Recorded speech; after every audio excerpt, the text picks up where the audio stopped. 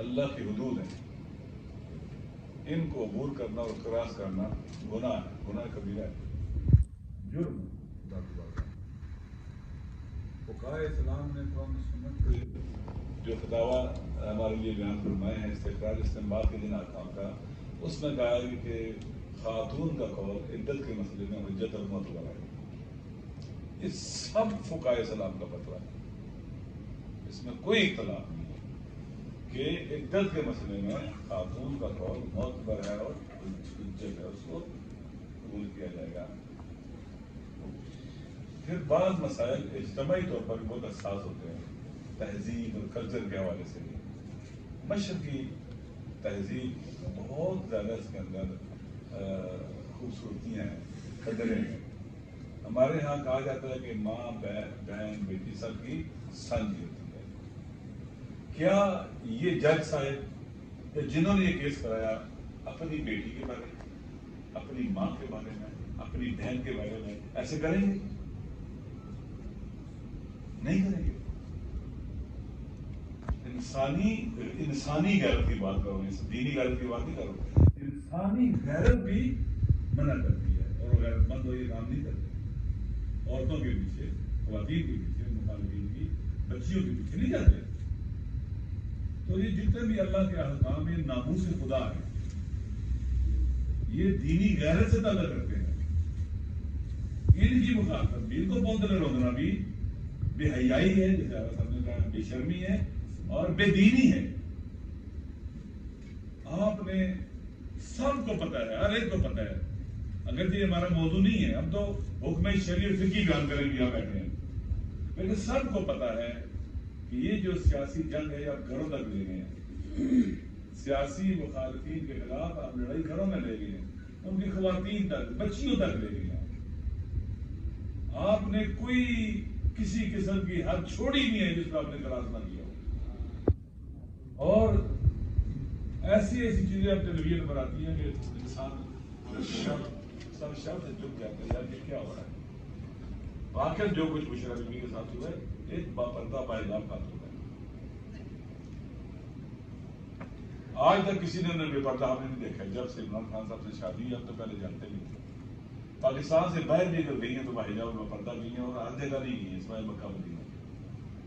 ان دو جو حرمین شریفین ہیں، عظیم مقامات ہیں، ان کے علاوہ وہ اپنے شوہر صاحب کے ساتھ، خان صاحب کے ساتھ دنیا کے کسی اور ملک میں بازار مجھے نہیں پتا ممکن ہے کہیں نہیں گئی ہیں۔ ایک باحجاب خاتون، حجاب خود ایک ویلیو ہے، قدر ہے اسلام اور دین کے اندر، آپ اس کو رسوا کر رہے ہو، کیوں ایسے کر رہے ہو ایک خاتون کو؟ اسی وجہ سے پورے پاکستان کی خواتین ان کے مخالف ہیں، اکثریت۔ انہوں نے بشرا صاحبہ کی توہین کی ہے، وہ کہتی ہیں ہم سب کی توہین کی ہے، انہوں نے پورے پاکستان کی خواتین کی غالب اکثریت کہتی ہے کہ انہوں نے ہماری آمد کی ہے۔ آپ نفرتیں کہاں تک لے کے جا رہے ہو؟ کم از کم جہاں حدود الہیہ کا تعلق ہے وہاں قدم نہ رکھو، جنگ کے دوبارے پاؤں۔ اس لیے ہم اس تمام کی صورت کی مذمت کرتے ہیں۔ پھر تو جج صاحب ہے، مجھے نہیں پتا وہ دین کتنا جانتے ہیں، قرآن پاک ترجمہ کرنا قرآن کا آتا ہے نہیں آتا انہیں، مجھے نہیں پتا۔ آیا فقہ کتنی پڑھے ہوئے ہیں، اصول فقہ کتنی پڑھے ہیں، آیا خود احکام شرع کا استنباط کرنا جانتے ہیں جب کسی سے نہیں پوچھ رہے ہیں، خود فقیہ ہیں، احکام شرع کے استنباط کے لوازمات کیا ہیں انہیں پتا ہے۔ ایک مجھے تو یوں لگتا ہے کہ لاابالی انسان ہے جس نے بھی یہ کر دیا، میں نہیں جانتا، لاابالی آدمی ہے، لاپرواہ آدمی ہے، کوئی پرواہ نہیں ہے دین کی، اسلام کی، قرآن کی، خدا کی، اپنے نبی کی پرواہ نہیں صلی اللہ علیہ وسلم۔ کیونکہ ذرا بھی خیال ہوتا تو دینی معاملات میں ایسے نہ گھستے۔ چور بھی کسی گھر میں گھسے نا، قرآن سامنے آ جائے نا احترام کرتا ہے، ڈاکو کسی گھر میں گھسے نا قرآن سامنے آ جائے احترام کرتا ہے۔ یہ تو چوروں ڈاکو سے بھی کے گزرے، حدود الہیہ، احکام الہیہ یہ ناموس دین ہے، ان میں قدم رکھنا، وارد ہونا، ان کو چھیڑنا اور ان کو لاپرواہ جو ان کی طرف پشت کر دینا، یہ درست نہیں ہے۔ ایک اسلامی ملک میں جس نے اپنے کیا لکھا ہوا ہے کہ قرآن و سنت سپریم ہے، حاکمیت اعلیٰ اللہ کی ہے، اللہ کا حکم چلے گا، حکومت نہیں، حکم الہی اللہ کا حکم چلے گا. اس مسئلے میں اللہ کا حکم نہیں جائے گا. فیصلہ کیا گیا اللہ کے حکم کے خلاف فیصلہ کیا گیا. آپ مجھے بتائیں جو اللہ کے حکم کے خلاف دانستہ طور پر جانتے بوجھتے خود کرے یا کسی پریشر میں کرے تو اس کا کیا، اس کا کوئی دین رہ گیا، ایمان رہ گیا اس کا؟ ان کے پاس ایک ہی راستہ ہے، یا کہ ہم نے یہاں سے اشتباہ ہوا ہے.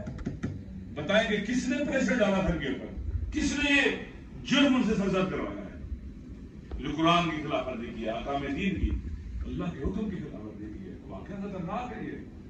ہوش ان کی چیک کرنا چاہیے کیا یہ ہوش و حواس میں تھے جب یہ کام کر رہے تھے. کہ اللہ کے مقابلے میں ایک جو کلمہ پڑھتا ہے لا الہ الا اللہ محمد رسول اللہ کہتا ہے، کلمہ پڑھتا ہے، اللہ پر ایمان رکھتا ہے، بہوش حواس اللہ کے مقابلے میں نہیں کھڑا ہوتا ہے، غفلت کی شکل میں کھڑا ہو سکتا ہے. جس کے اندر کمزور ایمان بھی ہے وہ بھی غفلت کی شکل میں اللہ کے مقابلے میں کھڑا ہوگا. اللہ کے مقابلے میں ایسے نہیں آ سکتے جانتے بوجھ کے.